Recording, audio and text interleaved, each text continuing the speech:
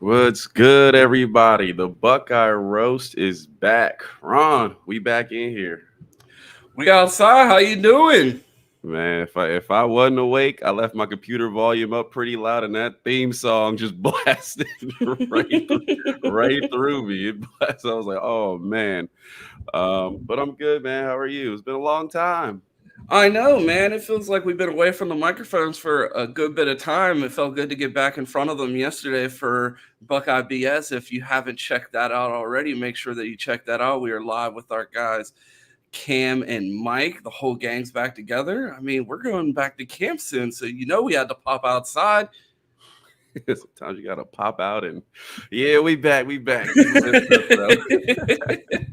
We good, man. But yeah, we got a good show for y'all today. We're gonna talk a lot of off-season topics as we roll in the can. We got some stuff to catch up on, give some thoughts on. I see Isaiah is first one in the chat, so shout out to him. Everybody, make sure you hit that like. Again, that video yesterday did numbers, did pretty good for coming back. So make sure you check that out. Also, the audio, it's up. I got Ron was up late night last night working on the audio, so the audio is up. For all those of you listen to that, or you just play it on your way to work, you can't watch it. Go ahead and tune into that. But it's good to be back, man. So today we're gonna talk some off-season stuff. Ryan, got any notes before we jump into it? No, take us away. Okay, so we had a packed off-season, man. First thing I just want to ask, like, I know we haven't really talked about it. I talked about it a little bit, Chris, a while ago. But what's your overall thoughts of the offseason and just the incoming transfers, the coaching changes? Like, what really stood out to you? Just the urgency. That word kept coming up when I was starting to write the show and looking through my notes, thinking about the off season. It felt like there was a level of urgency around this program after Michigan's coming off a national title. It seems like everybody in Columbus understands that it's almost now or never right now. It feels like the chips are all in at the center of the table, and the Buckeyes left no stone unturned this off season. You saw the way that they were pursuing new coaches, people in the portal, position battles, all of those things showed a level of urgency. And it seems like the Buckeyes have really had a come to Jesus moment after Michigan won a national title. And it's good to see them really show the urgency that's needed. And it seems like the fans have had for the past few seasons, but after 3 losses, after a national championship, it seems like all the chips are at the center of the table, especially with the new additions on the coaching staff and in the portal. Yeah, I can only imagine, probably being at the Woody, the coaches just watching the national title game, and as soon as Michigan started to pull away, they just looked around like, shit. I know. Remember last year when the college football playoff rankings came out, and you saw the reaction in the Michigan room when they saw that they got Alabama. We thought Alabama was going to put an end to all of this, and I don't. I'm still mad at that. Still mad at that game, man. They had them, man. All it is a fumble, turn the game right around. But yeah, I'll piggyback off of you. We were shocked at the offseason, starting with the Kyle McCord transfer to players coming in. Obviously, Judkins we'll touch on, Caleb Downs we'll touch on. They did a shopping spree on Alabama, which we'll get to later.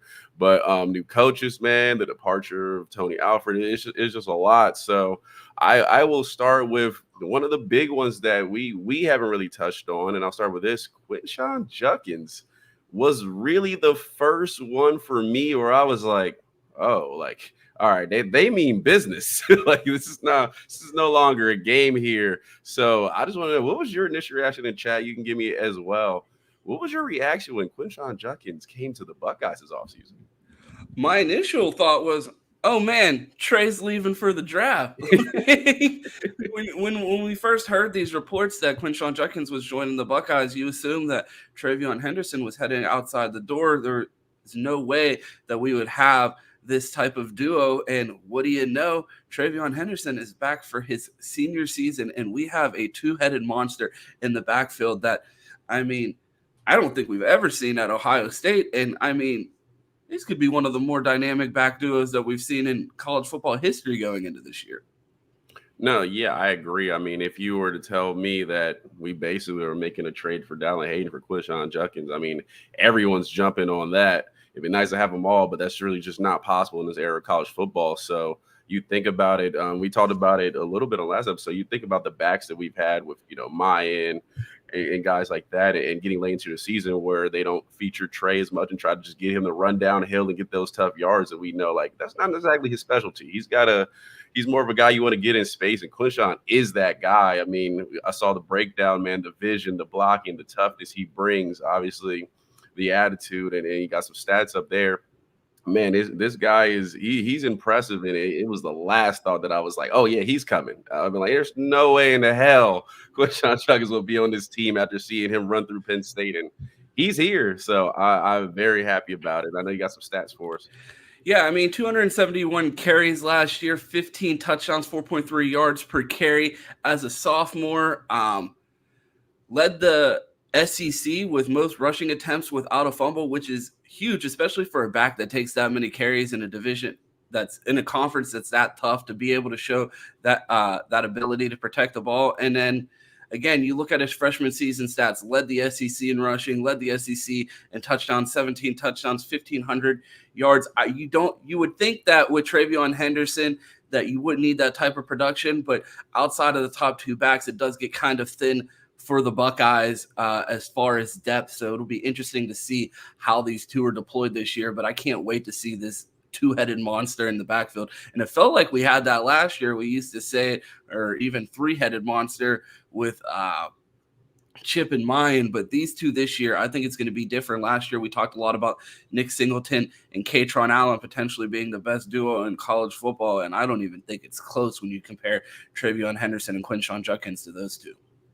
No, it's not. And I feel like we've been robbed over the last season. You talk about, three-headed monster of last year with Chip and Mayan, and even before with Mayan and Evan Pryor, of like, we had these big expectations of the backfield coming in. I mean, Evan Pryor was coming off a lot of hype where they were like, we got two pros and he's got to play. So we haven't had everybody healthy. So knock on wood, let's get through camp. And I can't wait to see it, especially with the addition of a guy we'll talk about later to the run game. So yeah, Quinshon was good, but somebody did leave the running back room that none of us really expected, and he went somewhere that all of us would not have expected.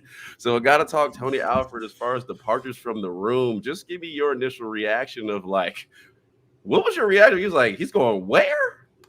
My first thought was shock, because I felt like it showed a lack of respect for Ryan Day. There's clearly something that went wrong between those two, because after you have that type of relationship with someone, you're inside this rivalry, the day-to-day of this rivalry, and for you to understand everything that it means to this program and still take that job and do what you got to do.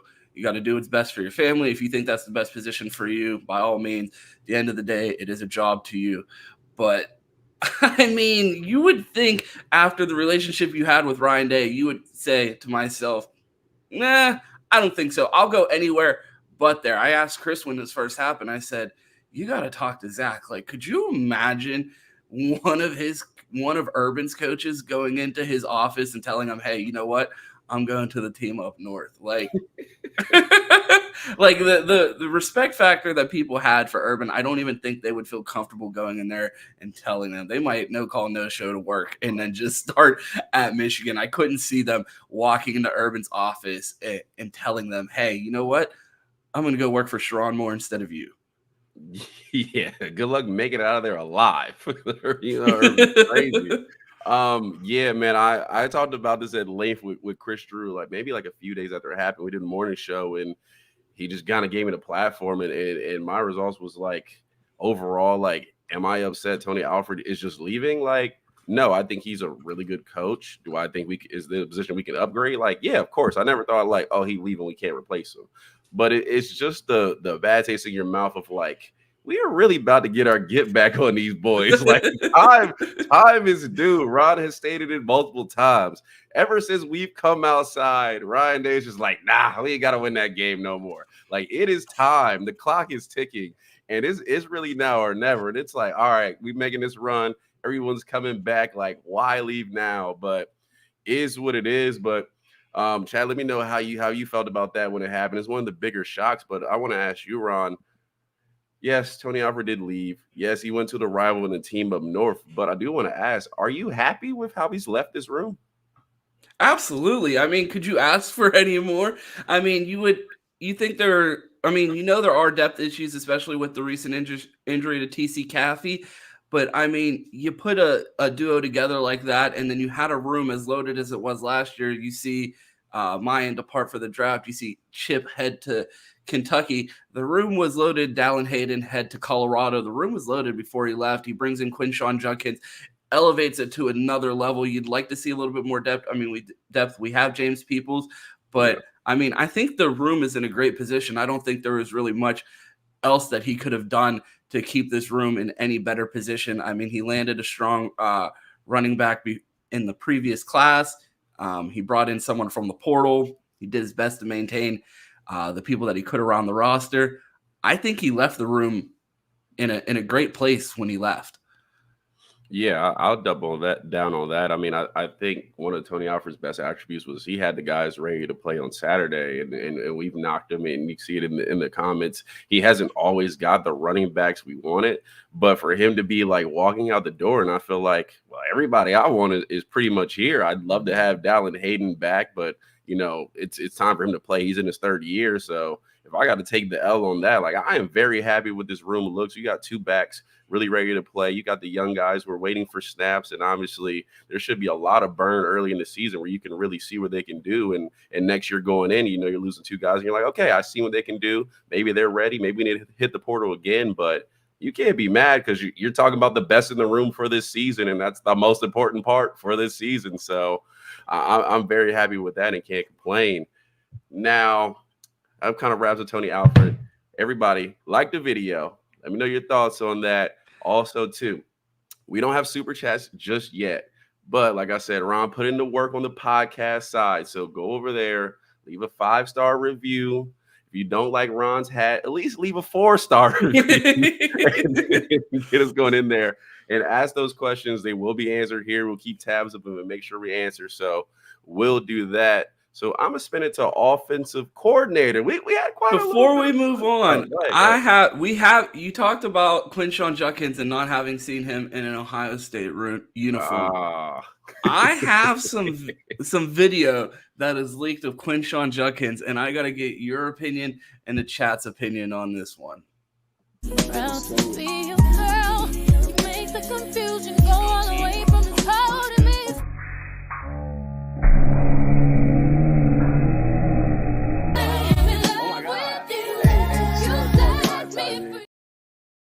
Oh, dear Jesus. Quinshon Judkins has been the most talked about player in college football 25 because of his broken spin move.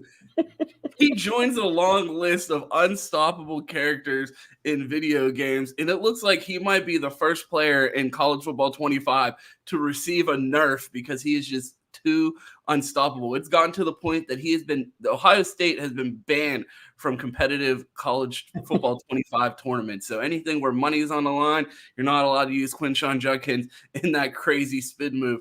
Q, what are your thoughts about us getting a Bo Jackson in the video game after it seemed like in the lead up to this game's release that Ohio State was being dissed at every turn by the creators that are Michigan fans? Bro, that is insane. Yeah. So everyone else pretty much has a game. I have not had the game yet, but I am happy I don't have the game and haven't played against Ohio State because that TV right here would have a remote control through it if that happened to me, man. The glitches in the game are so funny, and I really can't wait to play it. I'm super excited for it, and everyone told me it's awesome. But it's just stuff like that where I'm like, man, can we be a little more really? Like, you scaled that down. It just looks crazy. But if he is 1% of that this season, I do mean 1% because he broke about 42 tackles on that play, I will be happy every Saturday.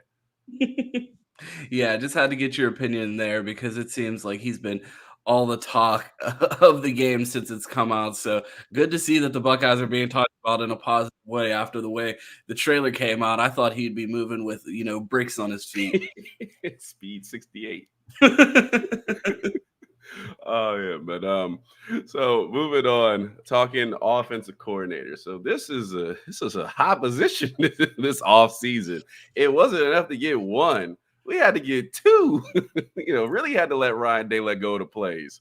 Bill O'Brien did such a good job here. They hired him away before spring. You turn that offense around in a heartbeat. So I want to ask you, first of all, were you surprised that Bill O'Brien came here? I was. It felt like a signaling from Ryan Day, and it felt like a theme of this offseason that Ryan Day was ready to relinquish some level of control of the offense because Bill O'Brien wasn't coming in here to, just take orders from Ryan Day and be second guess from Ryan Day. When you bring in someone as talented as Bill O'Brien with the experience in the professional and college level, the success that he's had, you don't bring a guy like that in to second guess or hold their hand. And it felt like Ryan Day signaling that he was ready to let go of the offense. And then boom, just like that, he's the head coach. Boston College got to see me, bro, because they're taking all of our coordinators, and I'm not really feeling it. The pipeline is Oklahoma State to Ohio State to Boston College. That's the new pipeline out here. That's how you got to move. What were your thoughts on the Bill O'Brien hire? Were you surprised by it? Did that seem out of character, or did you think that was on par? Because when I heard that, everybody's like, don't get worried. Look at what, you know what I mean? Look at the passing yards at Alabama when Bill O'Brien was there. And I'm like, I could hear you out on that one. Yeah, when I thought about it, I wasn't like overly excited about the hire. I was like, oh, okay, Bill O'Brien. Like I thought about, what he did with JMO and the guys down at Alabama. It was a good offense. I'm like, okay, like that's a solid move. We know he can coordinate. We know he can do the job so Ryan Day can step away from it. I wasn't really blown away by it, but then I was blown away that he left in like a week. Like as soon as I started to I was like, okay, he's here. Like I'm buying into it. I'm getting the hype. People are coming out. What happens. We hire somebody, no matter how good or bad they are, they'll come out with crazy stats that'll just back it to get you hyped up. So I started to buy into it. Next thing I know, he out the door. I'm like, Bill, this relationship was just starting, man. How you gonna leave me already? So it was in and out in a hurry. So I was more surprised, but I was starting to buy into it at the time of his leaving. And I mean, I guess the hiring of Bill O'Brien was the official start of the shopping spree. You talked about it earlier in the show. We're writing the notes together, and I'm looking at the list of transfers into Ohio State, and I'm like, did they just filter to the Alabama tab when they decided to look for people in the portal? Because, man, they just went and took whatever they wanted from that Alabama team. You see Julian Saying come over. You see Caleb Downs come over. You see Seth McLaughlin come over at center. What do you think the biggest addition from the Alabama staff was to this Ohio State roster this year after the departure of Nick Saban? Well, I'll start with this, and me and Chris have a long time talked about this. And Ohio State's really aggressiveness in that fall portal, or I guess winter portal, really like right as the season ends and it hits bowl season. They really hadn't been crazy aggressive yet, and I just feel like that was like a straight IV to the blood as far as the timing of Nick Saban leaving. The playoffs are behind that portal. So he left, and really Ohio State hadn't really addressed a lot of things, or I would say they didn't feel like we needed an upgrade. They felt like, okay, guys are coming back. Like, we'll be fine, but you didn't feel like this juggernaut team coming back. When Nick Saban left and that Alabama portal really opened, I think they were just like, look, we've kind of dragged our feet a little much. Like, this is really the chance, and this is really the opportunity to like hit that lifeline and just put blood into this program. So I would say definitely when that portal hit, Caleb Downs is really the guy. I know the defense was already loaded. I wasn't worried about safety coming in, but you're talking about putting together, I'd say, reminisce of 2017 secondary, where you look around and you're like, it's dudes everywhere and they're all going to be gone, as soon as the draft clock hits. But that was really the missing piece on defense. But I think that was probably the one that I was most excited to see. But I mean, there's a couple more. So which one do you think was the most valuable to this team? I mean, you watch the college football playoffs, you watch Alabama last year, you see the struggles that Seth had with his snaps. You were a little bit concerned when you see that pickup, but then you also look at the struggles that the offensive line had, the uncertainty at center with Hinsman returning, the uncertainty at right guard. I feel like it was a much needed risk and a reach that Ohio State doesn't normally take. I feel like in years past, we've seen Ohio State in the same scenario where you have a returning starter at a position that you're not sure about. And in years past, Ohio State has passed on that opportunity to bring in someone to compete and replace someone that was a previous starter. And the fact that they went out there and grabbed Seth at the center position, you may see Carson Hinsman shift to right guard. Again, them displaying their urgency this offseason and doing things that they didn't seem comfortable doing in years past, as far as potentially, I wouldn't say pushing guys out, but really lighting a fire under some people when they bring in some of these acquisitions. Yeah, I'll agree. And I didn't think about that, but really, I've talked with Chris about this for a long time and on this show of like, when have we had a returning starter really not cemented and not have that role going into the following season? I mean, you talk about guys like Tyreek and Mike Hall had to wait their turn behind guys that really didn't even get drafted. And it's like, that has been submitted for so long that Seth might be the first guy to take somebody's spot in who knows how long that's coming back to play the next season. So, I mean, it's super important.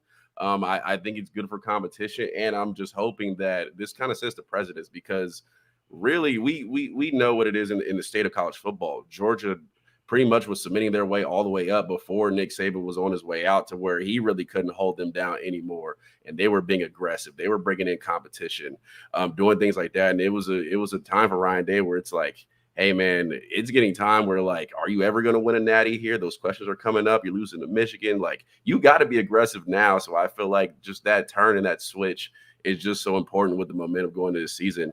And I'm super happy with it. One more thing, your guy Bill O'Brien, he left us a little nugget on his way out. He was only here for a week, but he did some recruiting in that week. Talk to me about my guy Julian Sayin. Yeah, Ohio State hires Bill O'Brien and then lucks into the number one rated quarterback in the class of 2024. And to see Julian Sayin join the class the way that he did right after early enrolling at Alabama was crazy to see, especially with how loaded the quarterback room was. I mean, if you would have told Ohio State fans after the Notre Dame game that we'd have brought two quarterbacks in the portal, you'd have been looking around like the person had two heads. So to see someone like that, especially after landing a quarterback the caliber of Aaron Nolan, it just shows, again, a commitment to competition and an urgency this offseason. Again, not sparing anyone's feelings. You have Devin Brown returning. You had Kyle McCord leaving because of the addition of Will Howard in the pursuit of quarterbacks in the portal. And then they go out and get Will Howard, and then they add Julian Sayin as well. So again, this desire to just continue to stack talent without regard for, anyone's feelings or people being promised starting positions, just bringing in guys to compete and letting the best guys play. I feel like that's always a winning recipe and how it should be at Ohio State. Yeah, and I gushed over the running back room and the state of it with the guys there. I mean, you don't get really much better than the quarterback room. If you trust the guys you recruited, they're all there. You're bringing a veteran for competition. You got the young guys there that are highly rated. You got a developmental guy there. You're like, we'll take a chance on to see where he's at in 2-3 years. All that stuff is really there. So, obviously, Julian saying, Roxanne, we heard good things about him. So, I just can't wait to see these guys compete and really see them get a chance to play early in the season. Chat, we got 180 people in here, so we vibing today. It's good to see the familiar faces. Doreen, I see you in there. Trav, it's been a while. Doug is back from yesterday. Let's see who else is in here. Our guy T Spivvy's in here. Cam's in here. Cam Thomas, Buckeye Brazy. Isaiah, everybody, man, the whole gang's here. Appreciate everybody pulling up. If you're watching on Twitter, make sure you like that video, throw a retweet on there. Go ahead and spread this video out there. If you're watching on Twitter and you don't follow either one of us, make sure you follow us on the timeline. We had 600 people watching Buckeye BS yesterday. I'm like, where are all these followers? Y'all watched the whole show. No one was like, oh yeah, I want to see this again. A lot of BS to go around. Yeah, if you're watching on Twitter, make sure you throw a retweet on that. Make sure you're following. We are here every weekday at 8 a.m., 5 a.m. for Q out in Arizona. So, man, start your mornings with us this Buckeye season. We are here every weekday at 8 a.m. Yeah, I don't have the blinds up. It's just there's no light outside. That's actually the moon on his wall. Yeah, the moon still shining in, dear Jesus. Chat. I want you to grade the offseason for us. We haven't talked about it a lot, so just give us a grade going into the new season of how we did this offseason. Got a couple more things for you because we got some hires to talk about. I will start with Coach Locke. We'll do the running back coach. Our guy, Coach Locke. I became a Coach Locke fan in about 2 seconds. It took me a couple clips on Twitter, and I was like, yeah, I'm in. So instantly, I mean, as soon as he starts ranting about soft batch cookies, I mean, my fat ass is sitting there like, well, I kind of like soft cookies. But in the terms of a running back, we don't want any soft cookies. So I feel like he brings a different type of energy to the staff. He looks like the type of coach that might push someone out of the way on the bench and show someone how it's really done. And I don't think you could ever minimize that level of energy inside the Woody.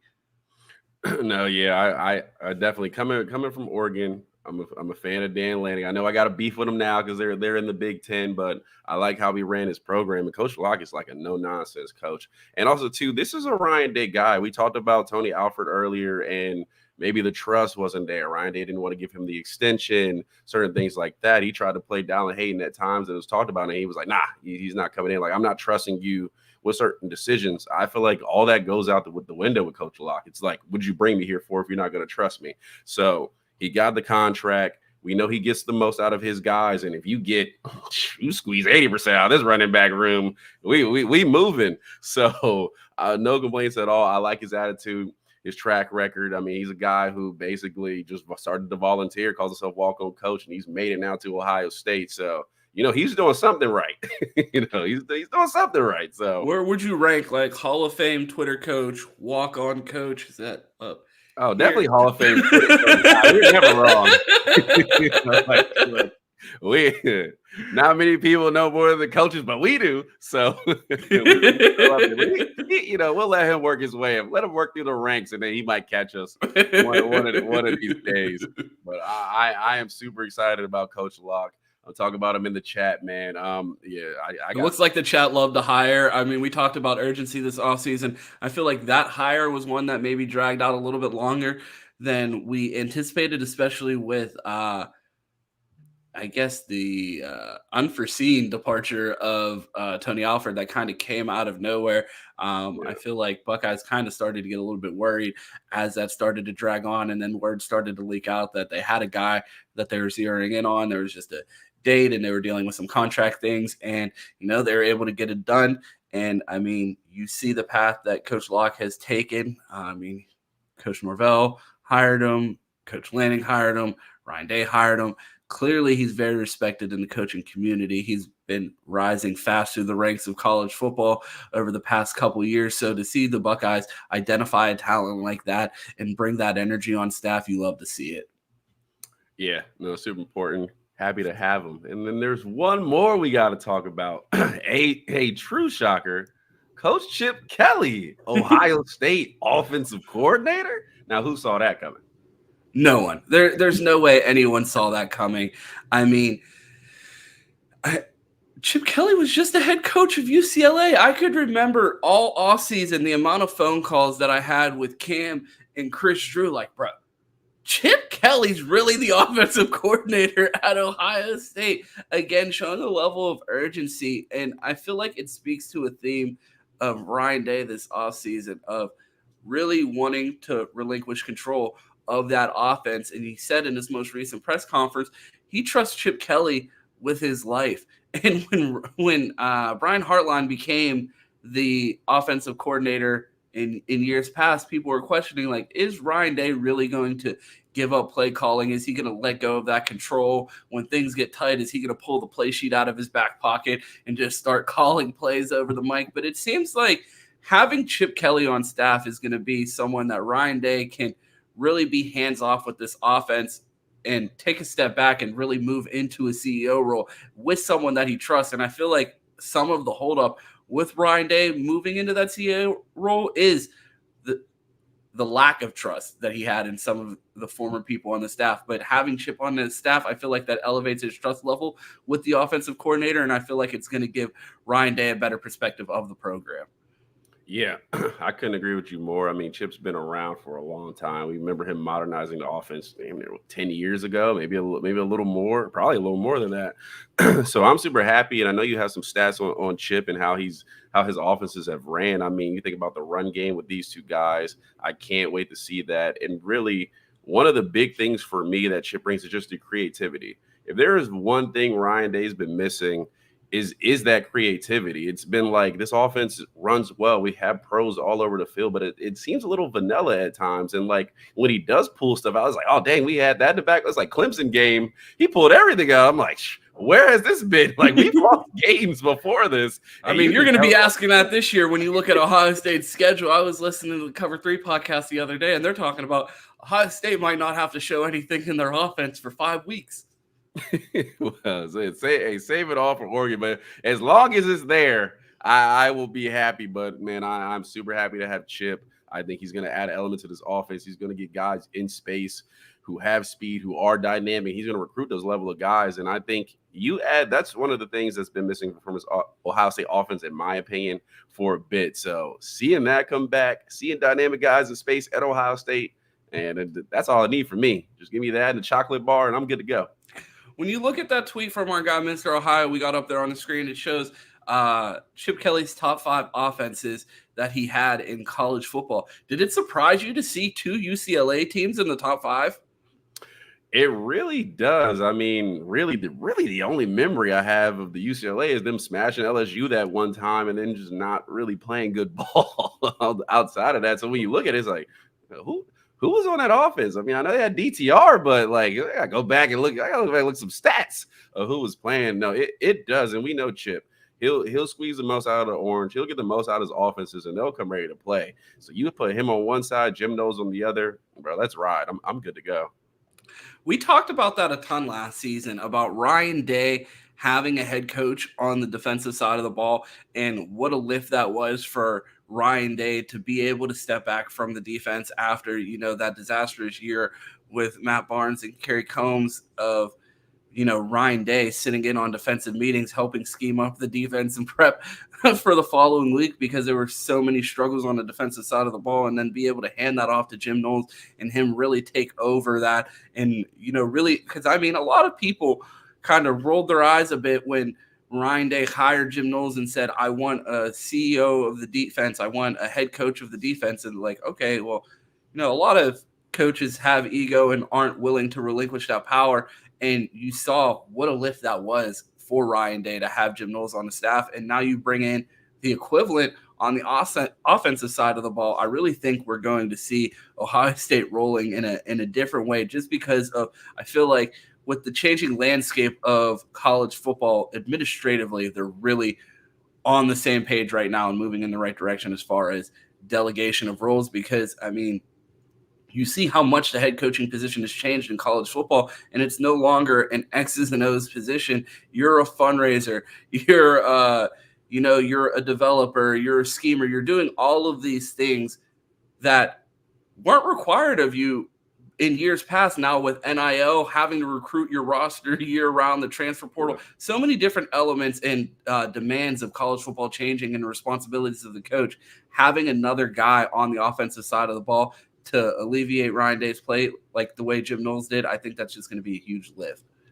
Yeah, I mean, I'll wrap my final thoughts on this. I felt for a while since Jim Knowles got here and his defenses got better, they didn't deliver the number one defense. It was really Ryan Day and his offense that hasn't been holding up the bargain. I mean, you felt like that defense will keep us in enough games to win. And it's like, well, can we score enough to win these games? And Ryan Day's offense, that's not something you normally ask. So you put Chip in there. I feel like it gives the offense a boost. You just seeing the stats. Like if you get anywhere close to that level of Chip Kelly offense as far as scoring, team with that Jim knows defense, I mean, that is why everybody's like, well, they're the favorites going in. Like you look at the rosters and just look at the landscape. I'm like, well, it's got to be Georgia, right? Like I like they're coming back. They're always loaded. Like we know what to expect from them, but just the tag team of those two coordinators, you relieve Ryan Day, give him some control of everything, manage the roster, get guys right, and really, get that mindset going through the program. It's like, yeah, that is really why everybody's talking about Ohio State's the number one team. They're the favorites. So it kind of, when you look at that, it makes sense.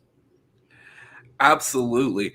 I mean, you come off this offseason, and we talked about urgency all throughout this episode. We've talked about additions and transfer portal on the coaching staff. We made it through camp healthy. I mean, I don't think that could be overstated. How would you grade this Ohio State offseason? You asked the chat earlier, and I see one response from our guy Travis. Roast OG, A+. How could it have been any better? Q. So I'll pose you the question: could it have been any better? Because I'm right there with Travis. I hate to be the sunshine pumper, but I mean, you're searching to find something to complain about when it comes to this offseason. It feels like the Buckeyes knocked it out of the park. Q. Could you ask of any more of the Buckeyes? Well, I'm negative Nancy. I can always find something. I would say, share the shock value of Ohio State moved. I'm so happy. It's an A for me. The only reason I wouldn't go A+ is I felt like there was maybe one or two more positions where they could have leveled up. I mean, the offensive line is still a little bit of a question. I know Josh Fryer for me has been the weak link there. And I hate to shoot them Bell, but I mean, there weren't really many options in the portal as far as the offensive line position. I mean, you had Josh Pate out there lying, fear-mongering for 3 months that we were about to see the most insane spring portal that we ever saw. It's going to break the sport. Everyone's leaving. No one's safe. He actually said the Caden Proctor back to Alabama wouldn't even be in the top 3 craziest things that we saw in the spring transfer portal. And I patiently sat there and waited, and nothing. Yeah. So I don't know. I mean, would it be great if they were able to go out there and find the best tackle in the country, the best right guard in the country, and slide them right into that opening? Absolutely. But I really don't have any complaints, because when you look at the people that were available in the portal, I don't even know if there was an option outside of Caden Proctor of someone that would have guaranteed and came in and started on this offensive line. I mean, by the time Ohio State got moving, they didn't do a lot in the winter portal, but by the time they got moving, no, there probably really wasn't. It probably would have been somebody that had gone earlier, and we know how NIL affects that first portal. A lot of guys are just like, yeah, I'm about to go out and get paid. So realistically, there probably wasn't an option. There's a couple things here or there, but I mean, it's an A for me. Just a shock value of, we got moving, that's good enough, and a chance to win a natty is really all you can ask for. And I feel like this is a roster where you look down and you're like, okay, like the coaches do what they do, and let's roll with it. Exactly. I mean, you talked about holes in the roster outside of right guard. Was there anything else on the roster that you felt needed addressed this offseason? I mean, it felt like, when you're in college football 25, your team's won 5 straight natties, and you're looking at the recruiting board and you're just taking 25 stars just because you already have 10 linebackers, and you're taking another 5-star with the addition of Quinshon Judkins. You're just stacking talent. Is there somewhere else that you thought that maybe they could have possibly addressed? No, I think they answered the really one question on defense, who's going to fill that other safety spot. Offensive line, I could have used one more, but besides that, I mean, it's good. We got freshmen coming in, guys ready to play, got to develop the guys you have, and I'm cool with it. Absolutely. I mean, we talked about it on Buckeye BS yesterday. Cam talked about the options at quarterback in the portal. Any thoughts on Kyle McCord leaving for Syracuse? We really haven't touched on it. It was funny, as we were going through uploading the audio, we were laughing at some of the titles of our old shows last season. We saw the Kyle McCord transfer portal episode where we were laughing at Ohio State debuting at number 1 in the college football playoff rankings. Thoughts on the quarterback situation with Kyle leaving, Will Howard coming in? Do you feel like Ohio State went and got the best option available at quarterback?